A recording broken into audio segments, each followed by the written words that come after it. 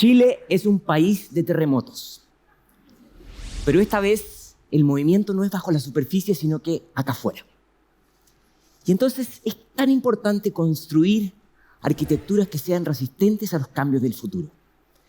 Y ahí la educación tiene que jugar un papel fundamental. La educación de hoy día y la educación de mañana. Por eso quiero explorar con ustedes esta pregunta. ¿Cómo hacemos para preparar a las generaciones que vienen en un mundo donde sistemas parecen pensar por sí solos? Si las máquinas piensan, ¿cómo preparamos a los que no son máquinas? Y esto no es tan fácil, porque la tecnología evoluciona, como nos decía Guillermo, a una velocidad exponencial. Pero las personas no aprendemos a la misma velocidad. Y entonces, yo voy a plantear como hipótesis para esta presentación que las innovaciones benefician especialmente a aquellos que están preparados. Pero pueden llegar a generar brechas y ciertas formas de exclusión. Y la mejor manera de reducir esas brechas es a través de la educación. Vamos a hacer un pequeño viaje. 22.000 años atrás, en el norte de España, las cuevas de Altamira, en la Capilla Sixtina del Paleolítico. Ahí algún día, un buen día, un grupo de hombres y mujeres decidieron mezclar tierra, óxido y empezaron a jugar con las cavidades de la roca para dibujar un bisonte. Todos los que estaban alrededor muy probablemente dijeron: qué superdotados, qué ganas de ser tan innovador como mis colegas. Y esta brecha se ha mantenido a lo largo de la historia. En la Edad Media, los escribanos podían escribir, transcribir, leer, y una enorme parte de la población no podía leer y tenía que limitarse a escuchar los textos que los escribanos leyeran o los trovadores cantaran. Y esta distancia entre aquellos que pueden innovar y el resto se ha mantenido a lo largo de la historia. En el año pasado, la mitad del planeta consiguió acceso a Internet. Pero todavía nos queda casi 4.000 millones de seres humanos que están en una oscuridad digital, en el cono sur de América Latina, en África, en el norte de Asia. La mitad del planeta tiene que escuchar los cantos que otros cantan sobre Internet.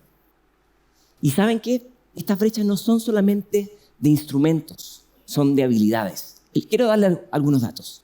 El Banco Mundial indicó que la mitad de los niños del planeta de 10 años no comprende un texto sencillo. Y esos números suben hasta un 80% en países de baja renta. La Organización para la Cooperación y el Desarrollo Económico, que hace una serie de evaluaciones, aplicó en Chile en el 2016 una evaluación de adultos en capacidad de lectura. Identificó que la mitad de los adultos que aplicaron este test no pueden pasar a nivel de analfabetismo funcional, es decir, la capacidad de aplicar un texto para la vida cotidiana o la vida profesional. Y datos más recientes de la prueba PISA, esa que se aplica a los jóvenes de 15 años, publicados hace pocas semanas, indican que menos de 1 de cada 10 niños que aplicaron esta prueba, no solamente en Chile, sino que a nivel global, no puede distinguir entre un hecho y una opinión. Un hecho y una opinión. Y eso entonces evidentemente plantea algunos retos que tenemos que tener en la agenda. Vamos a entrar un poco en esta idea de los nuevos alfabetismos y los nuevos analfabetismos. Si algo que nos distingue de las máquinas es que no solamente nosotros podemos conocer, sino que también comprender. Conocer es saber juntar la A con la B para poder leer. Comprender es ser capaz de leer entre líneas. Y eso hoy día es tan importante, porque hoy día mucha de la información que consumimos está alterada, está modificada, está fragmentada, está manipulada. Las famosas fake news y la posverdad. Y además, si le sumamos otro elemento de la psicología, el sesgo de la confirmación, que hace que nosotros tendemos a ignorar a aquellos que piensan diferentes a nosotros, tendemos a centrarnos en aquellos que refuerzan nuestro sistema de pensamiento. Eso es tremendamente peligroso porque nos impide poder aprender. Qué importante sería aplicar esto en otros contextos también.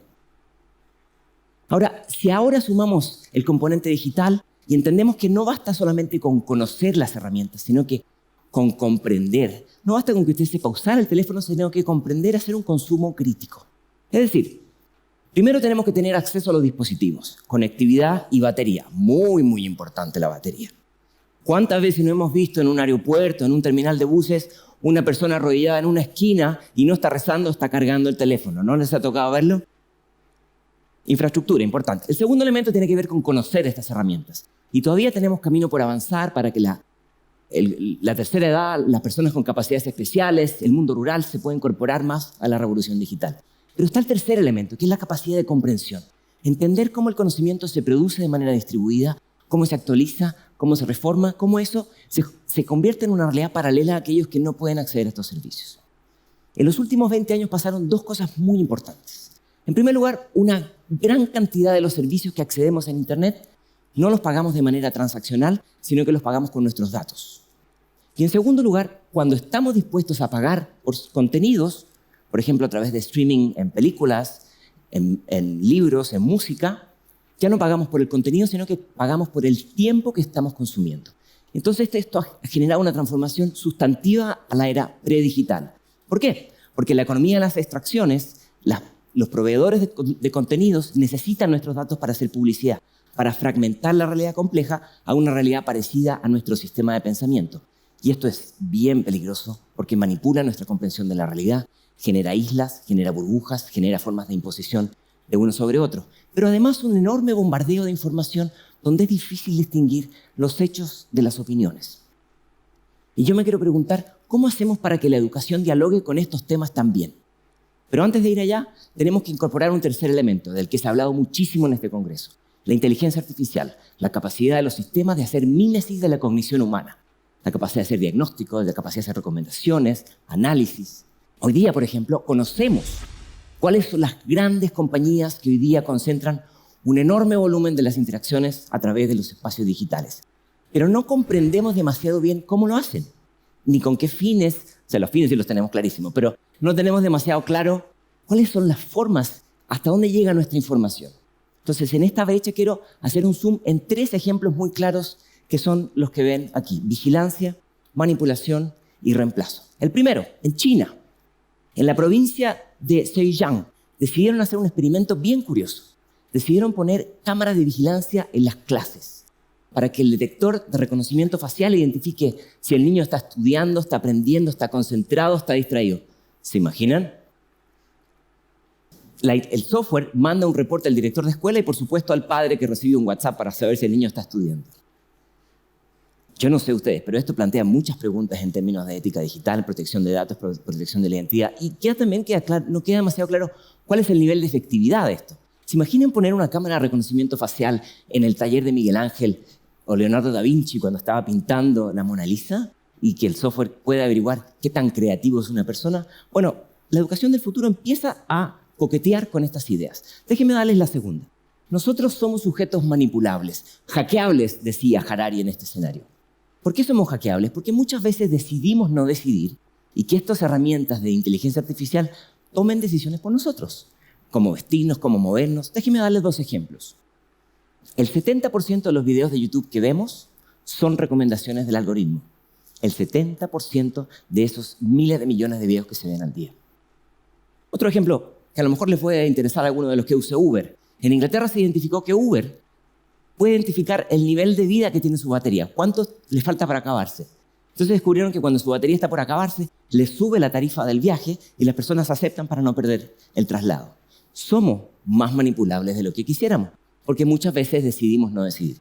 El gran buscador hoy día no solamente nos da la respuesta ajustada a nuestro sistema de pensamiento, a nuestra burbuja, sino que ahora nos está ayudando a hacer las preguntas. Es decir, no solamente nos dicen cómo pensar, sino en qué pensar. Y ahora últimamente, probablemente muchos de ustedes han visto que hay una emergencia de herramientas de inteligencia artificial que pone sobre una persona un rostro distinto. Vamos a tener que educar el ojo en este nuevo contexto. Esta vieja idea de ver para creer va a quedar un poco obsoleta, creo yo, en este contexto. Pero además, como muy bien nos planteaba Guillermo, empiezan a aparecer herramientas que complementan las capacidades humanas. Hemos visto muchas empresas que están incorporando a ciertos trabajadores en los supermercados, por ejemplo. En el sur de Francia hay unos pequeños robots que interactúan con adultos de tercera edad. En las bodegas de Amazon ponen estos pequeños robots que marcan y trasladan las bodegas. Y empieza a ponerse de moda los chatbots. Las empresas ponen chatbots para atender las preguntas de recursos humanos. Y en los Estados Unidos está muy de moda este pequeño chatbot que está ahí. En vez de ir al terapeuta, usted le cuenta sus problemas a este pequeño chatbot. En este concierto, todos somos inmigrantes, porque es un territorio no explorado. Y esta vieja idea de que los trabajadores del cuello blanco, las de cuello azul, estaban más o menos expuestos a la tecnología, queda obsoleta. Porque hoy día vemos que tareas que hacen abogados, médicos, contadores, son ampliadas o reemplazadas por estas máquinas. Vamos a tener que aprender de una manera distinta, más dinámica, más rápida, más acelerada. No solamente habilidades de orden superior, pero también ciertas habilidades socioemocionales, empatía, intuición, sentido común, cosas que las máquinas no saben hacer. Algunos son optimistas, dicen, esto es fantástico porque va a ampliar nuestras capacidades. Y otros dicen, esto va a ser una muy buena manera de reemplazar mano de obra. El futuro está por escribirse, pero lo que es claro es que muchas de estas máquinas van a hacer cosas que hacemos nosotros, con la diferencia que estas máquinas no descansan los domingos, no tienen sindicato, no tienen hijos enfermos. Yo no quiero asustar a nadie, pero me interesa que esta sea una conversación también de educación. La Universidad de Helsinki decidió hacer un programa de inteligencia artificial para ciudadanos, para gente que no se dedica a la informática. Ha sido muy exitoso, ahora se promueve en toda Europa, es de acceso abierto, los recomiendo darle un vistazo. En los Estados Unidos también hay una iniciativa para que niños de jardín infantil hasta los 12 años entiendan cómo funcionan estas máquinas. Déjenme darles un ejemplo, el pensamiento algorítmico. Un algoritmo al final del día es una secuencia de pasos para resolver un problema. Y son muy importantes porque los algoritmos nos ayudan a definir a quién darle un subsidio, a quién darle una beca, a quién darle un empleo, a quién darle un seguro, a quién darle un préstamo. Y si este algoritmo recomienda o valora un tipo de personalidad, un tipo de población más que otro, o subvalora alguno, podemos, sin darnos cuenta, automatizar formas de inequidad. Entonces vamos a tener que aprender a ser un poco más escépticos de estas herramientas. Vamos a tener que aprender a hacer la pregunta, bueno, ¿quién puede quedar perjudicado detrás de esto? Hoy pasa una cosa súper curiosa. Estamos cada vez más poniendo nuestra vida privada en estas cajas de cristal, en estas redes sociales, en estos correos electrónicos, pero no tenemos mucha idea de cómo se utilizan. Están en una caja negra y no terminamos de entender, pero nos ponemos a disposición. La revolución industrial puso el derecho a la propiedad. La revolución digital nos debe un derecho, el derecho a la propiedad de datos, donde tengamos el usus, yo uso los datos para lo que quiero, cuando quiero y como quiero. El abusus, yo destruyo mis datos en el momento que quiero de la plataforma que quiero. Y el fructus, si yo quiero vender mis datos, tengo que tener el derecho de hacerlo. Así que nos queda un camino pendiente por avanzar en esa línea. Pero además, las máquinas, como se hacen muy hábiles, empiezan a sacar conclusiones. Ya no solamente las máquinas recogen lo que yo comparto, mis fotos, mis tweets, mis likes, sino que además analizan mis comportamientos, mis interacciones, mis movimientos. Y además, las máquinas sacan conclusiones sobre nuestra personalidad que pueden no tener nada que ver con lo que nosotros somos. Entonces, hay que comprender que la privacidad no es algo dicotómico, no tienes o no tienes privacidad, son capas y tenemos que educar a la sociedad sobre esto. Quiero terminar con 6 ideas. La primera, y que creo que es central, hoy día en nuestra región tenemos una dependencia tecnológica estructural frente a las tecnologías desarrolladas en otros lugares. En segundo lugar, el aprendizaje humano es central. El problema que tenemos es que la velocidad de cambio de estas máquinas no necesariamente tiene que ver con la misma velocidad de nuestros cambios de comportamiento, nuestros cambios de las formas de relacionarnos, nuestras habilidades.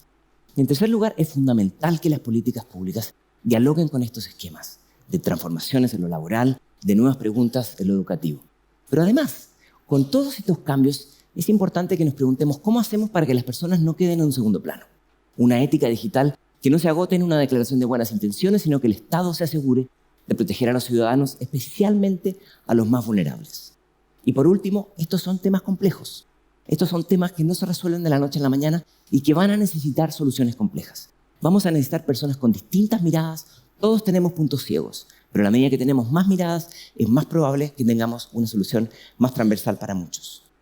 Hoy día ya nos dimos cuenta que la innovación no puede ocurrir solamente acá dentro de la cueva, tiene que ocurrir allá afuera también.